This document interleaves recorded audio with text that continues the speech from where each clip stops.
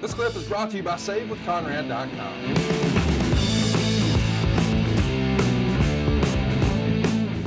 So let's get to the main event. We've said before, they don't really gel. They've had some good matches, but mostly just sort of okay matches. This is 3.25 stars, according to Meltzer. Steve Austin is going to retain his WWF title, pinning The Undertaker in 23 minutes and 7 seconds. It's a no-holds-barred match. And Vince McMahon comes out for commentary. Let's just take a timeout right there. Did you enjoy when you have a rhythm with your partner and then all of a sudden we add another chair? And does it make it even worse when it's Vince, or is that better because that means he can't fuss at you on the headsets? Well, I like the fact that he was sitting beside me and not behind the curtain.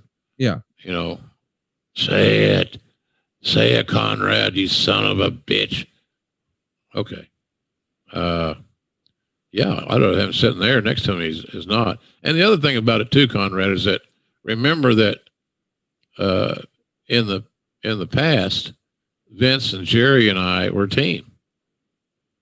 So, you know, it was nothing new. It was something different, actually. So I had no issues with that. And I'd a lot rather him being sitting next to me with the headset on as him, again, directing and performing as he would do sometimes in the gorilla position. That's why all the sycophants hung around, so they could provide the laugh. They were just laugh tracks.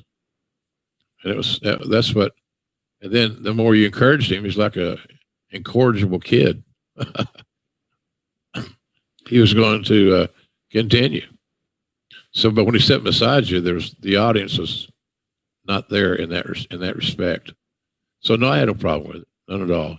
You just pick up where you left off, and because it was new and you got your rhythm, I could never use that as an excuse. That's how it was written, and we're assigned roles.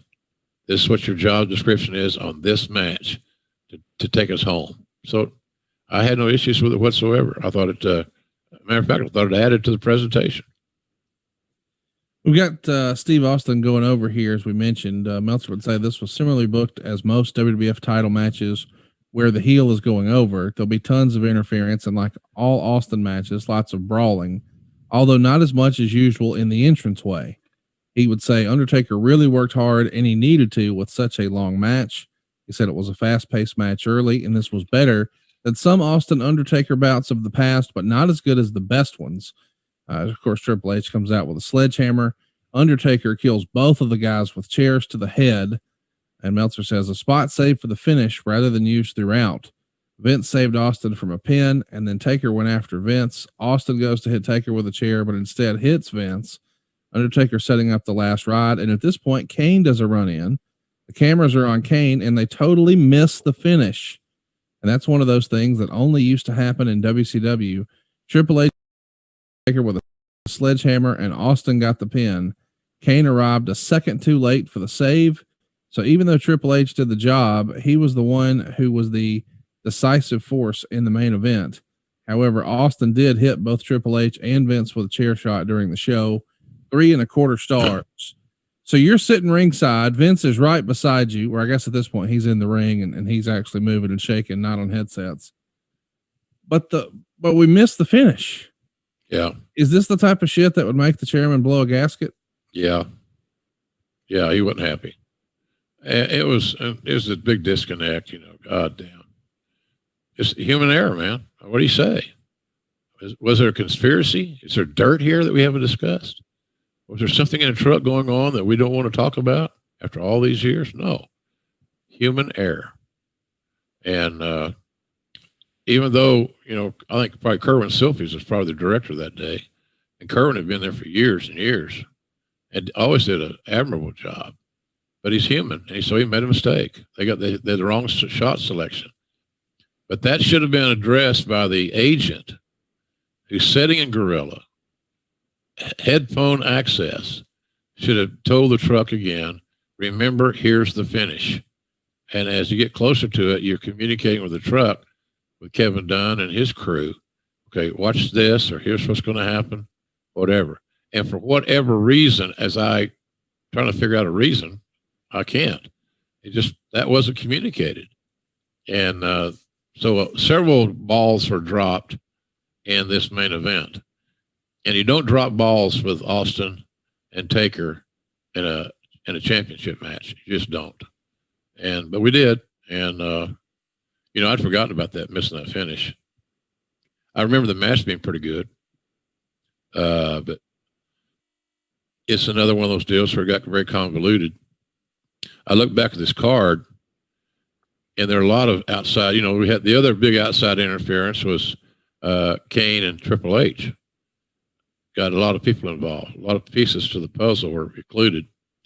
So I thought they did a decent job creatively on keeping those at somewhat of a minimum so they stayed special. So it's just one of those deals, man. Kerwin was a loyal guy, worked there for well over 30 years. It just happened. Hell, we've all made mistakes. It's live television, man. There's no net. There's no redos. There's no stunt, man. Here's what we got. And here's what you gotta. Here's how you gotta present it. And sometimes we miss. Just to be honest about it. Let me ask, in your opinion, who did a better job at what? Undertaker playing the babyface here, or Austin playing the heel? Oh well, I would go with Undertaker playing the babyface. Yeah. Because I never thought the Austin being a heel was ever going to get over. It was swimming upstream continually. Recently on the the A&E special on Booker T, they talked about Booker was talking about all those things, and Steve too was on the show talking about the fun they had, like in that grocery store scene, things like that. Well, that's where the business had gotten.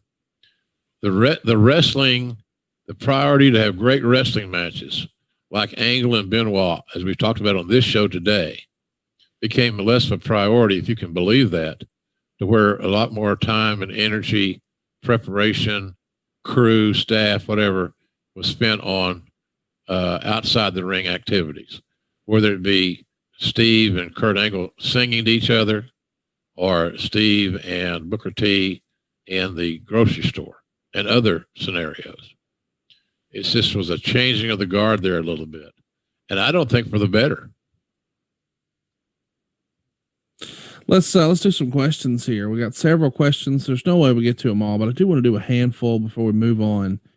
Straight Shooting LJA says, considering the pay-per-view was in the Arco Arena in Ken Shamrock's quote-unquote hometown of Sacramento, California, did you guys have any contact with Ken, or at this point was all communication with him long gone?